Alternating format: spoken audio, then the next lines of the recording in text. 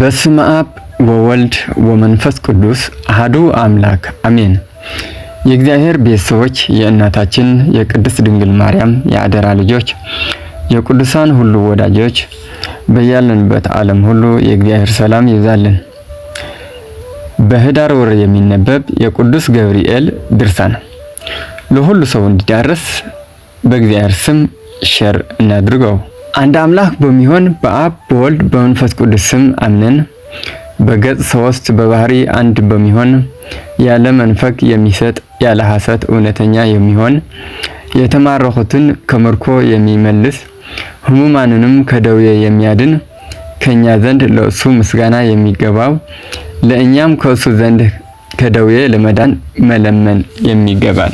የምስራች የሚናገር የቅዱስ ገብርኤል ሊቀ መላእክት ድርሳን ይህ ነው። በህዳር 19 ቀን የሚነገር እንላለን።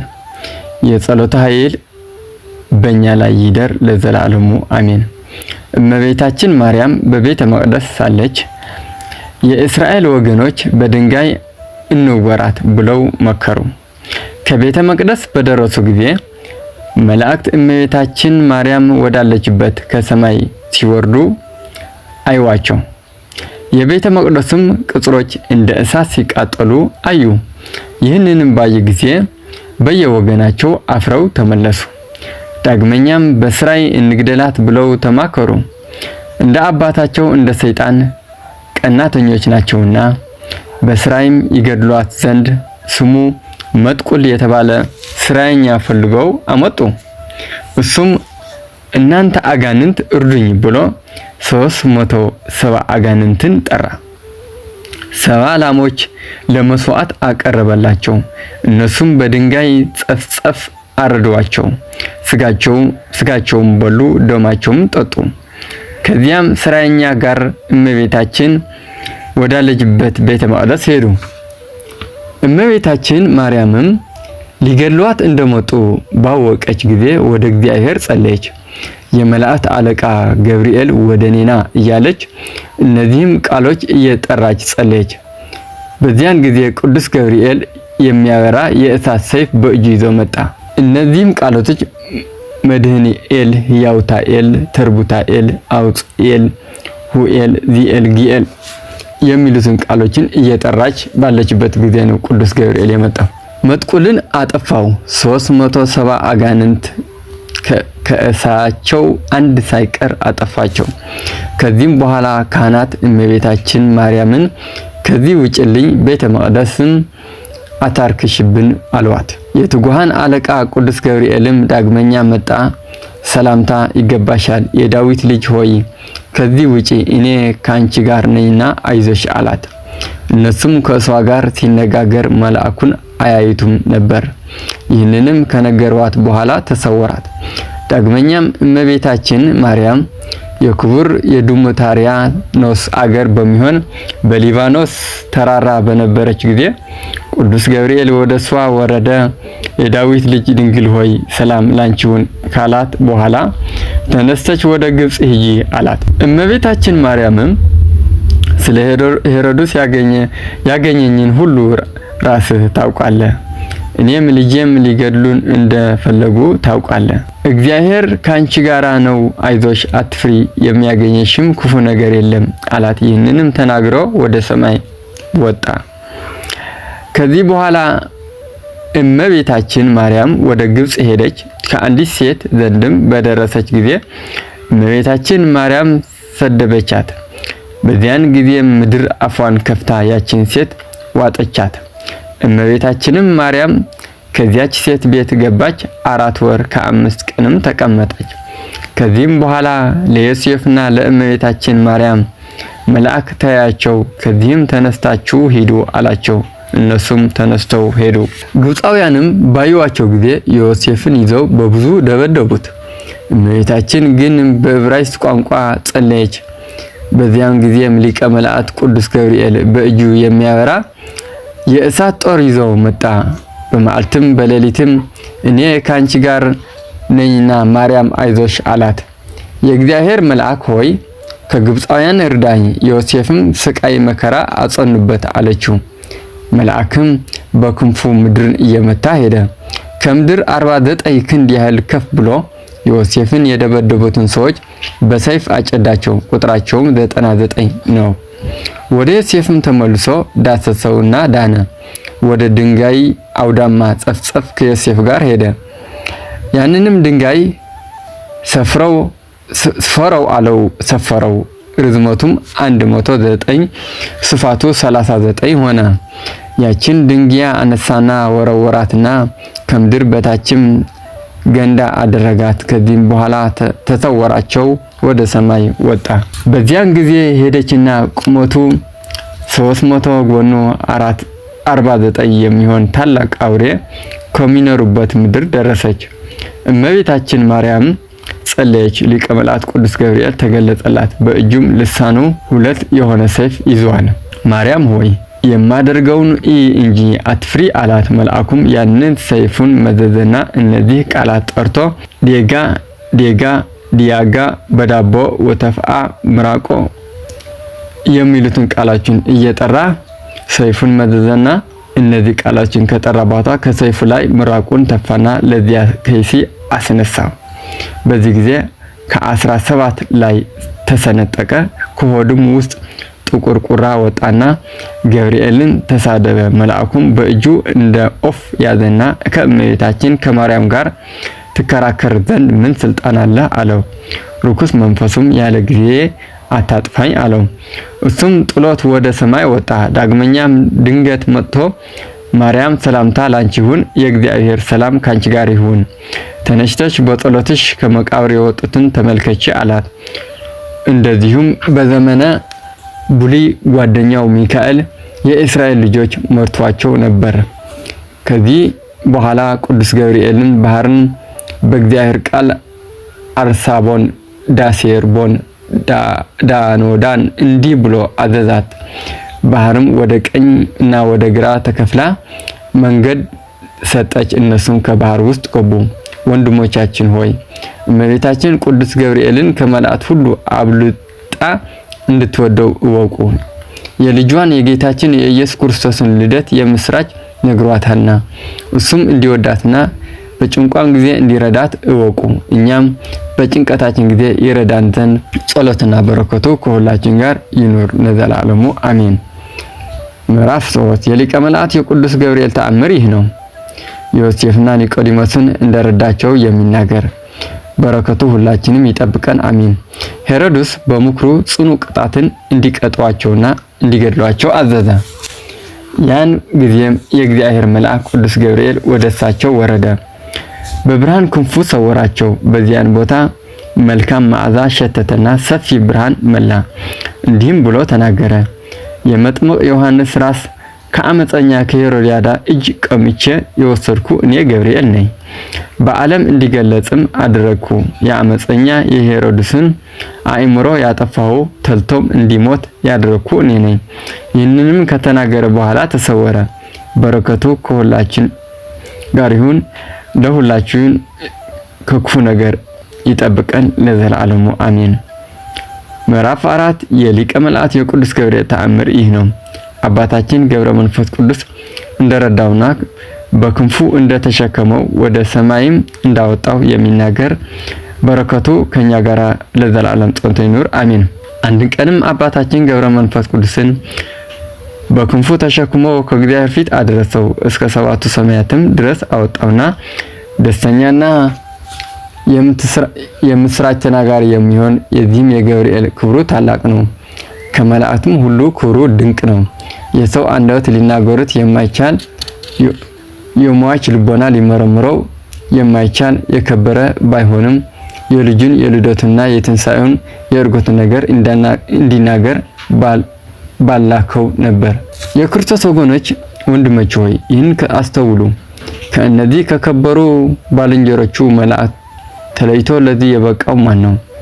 የጌታችን የኢየሱስ ክርስቶስ ልደቱ የተሰወረና የረቀቀ ምስጢር ሆኗልና ከመላእክት ሁሉ ዘንድ ምስጋና የሚገባው መኖሪያቸው በሰማይ ከሆነ ሰራዊት ሁሉ ተሰውሮ በድንግል ማኅፀን ተወሰነ ብሎ መጽሐፍ እንደተናገረ አሁንም በፍጹም ልባችን በፍጹም ኃይላችን እንውደደው።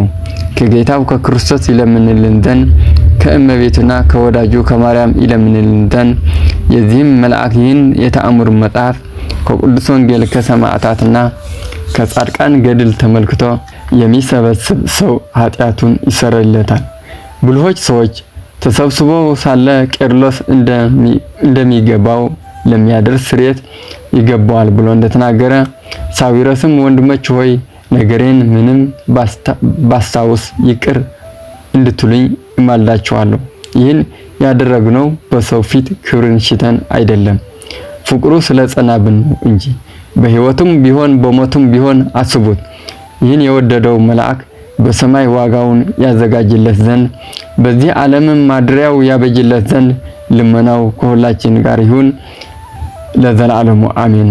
ወሰን ስለሌለው ስለ ተአምራትህ ሁሉ ይህን ድርሳን መናገር ለምኔ ነው።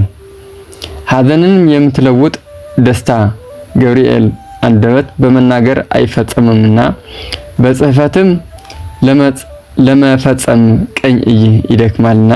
ምዕራፍ 5 በአብ እምነት በወልድ ፈቃድ በመንፈስ ቅዱስም አጋጅነት በኒቅሎን ቤተክርስቲያን ተአምራትና ድንቅ ስራን የትጉሃን መላእክት አለቃ የሚሆን የቅዱስ ገብርኤል ጌትነቱን ክብሩን የሚናገር ድርሳን ተፈጸመ። በካህን በአውር እጅ ቤተክርስቲያን በተሰራ ጊዜ የሁላችን ጠላት የሚሆን ይህን ዲያብሎስ ወደሱ ሲመጣ መልአኩ ባማረ በወጣት አምሳል ይታየዋል። በእርግና ሲበት ሳይሆን ድካሙን ያጠፋለት ዘንድ በሚተነኮልበት ጊዜ መራራውን ነገር በጣፈጠ አንደበት ይናገራል።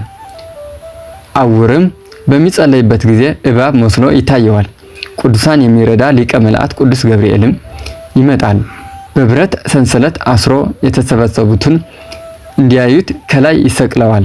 የሊቀ መላእክት የቅዱስ ገብርኤል የተአምሩ ብዛትና የረድኤቱ ኃይል በኒቅሎን ቤተክርስቲያን የሚደረግ እንጂ በዚህ ብቻ አይምሰላችሁ። በሀገራችሁ በአውራጃዎቹ በቦታዎቹ ሁሉ ነው።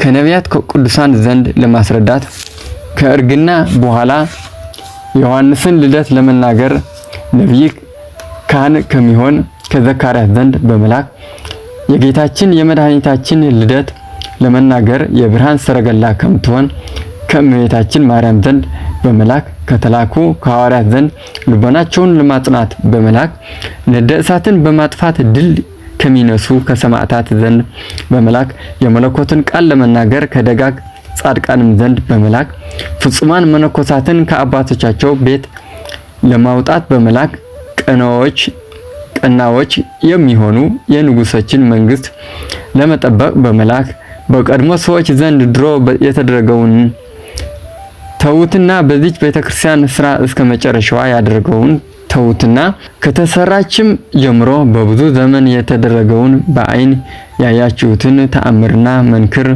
በጆሮም የሰማችሁትን ብልህ አዋቂ አስተዋይ ቢኖር እሳቸውን እየጻፈ ቢተረጉም ቢመልስ የዚህን ድርሳን እጽፍ በሆነ ነበር። በዚች ቀን በኒቅሎን በአውር እጅ የህንጻዋ ፍጻሜ በሊቀ ጳጳሱ ቃል የቅዳሴዋ ፍጻሜ እንደሆነ የአለቆች አለቃ በሚሆን በቅዱስ ገብርኤል አጋዥነት የዚች ቦታ ፍጻሜ እንዲሁ ያሳየን ቅን የታመነ በሚሆን እግዚአብሔርን ለሁላችን ለክርስቲያኖች ወገኖች ሁሉ በረከቱ ይስጠን። የመጽሐፍ ቃል ለመስማት በዚህ ባላችሁ በአባቶችም በወንድሞችም ላይ አሜን። ያዘናችሁትን የሚያረጋጋ ያጡትን የሚያበለጽግ ለተራቆቱት ልብስ ለተራቡትም ምግብ ለተጨነቁትም ጭንቃቸው የሚያቃልል ይሁን። በቸርነቱ የሚገኘው ይቅርታና ልመናው ከኛ ጋር ይሁን አሜን። ምዕራፍ 6 ይህቺ መጽሐፍ የጻፋትና ያጻፋት ክርስቲያን በክርስቲያን እምነት ጸንቶ ለልቦናም ማድሪያ ለጥበብም ክፍሏ የሚሆን የማርያም ፍቁራ በልቡ ውስጥ በሚያበራበት ጊዜ እንደ አሮን ደብተራ በድንኳን ይመሰላል። ለክብሯ ምስጋና ያቀርብ ዘንድ የልቡ ሐሳብ እንደ በገና ይጮሃል። ለበኩሯ ምስጋና በድርሰት ቃል እያዘጋጀ እሷም ጠላቶችን ቆራጮች በሆኑ ጭፍሮች እያጠፋች የጸናች የሆነች የጠላትን አገር ስም አጠራሯን ታጥፋ አምባዎችም አፍርሳ ታሳየው። ከሁሉም ግን የሚበልጥ የሕግ አፍራሽን ቸብችቦ ቆርጣ ታሳየው። በፊቱም ጥላ ደስ ይበልህ ትበለው። እሱንም ዘወትር ከእሱ ጋር ተቀምጣ ትጠብቀው። መልኳ እያበራ የልብሷም ጫፍ እያንጸባረቀ ባያት ጊዜ ልቡ ይደሰት ዘንድ የምስራች በነገራት በቅዱስ ገብርኤል ራስ ላይ የሚያስደነግጥ ራስ ወርቅ ያቀዳጀው ለዘላለሙ አሜን። አስቀድሞ የጻፈው እንዲህ አለ። ሁለተኛው ዘወትር የሚቀጥለውም እንዲህ አለ። አላፍን የምትገዛ የኃይል መልአክ ቅዱስ ገብርኤል ሆይ መጎናጸፊያም የነበልባል መልአክ የምታደርግ ነደ እሳትም ክንፎችን የምታደርግ የምድር ዳርቻ ይገዛ ዘንድ ኃይሉንም ከኛ ፍሬውንም የብዙ አድርገህ አብዛ።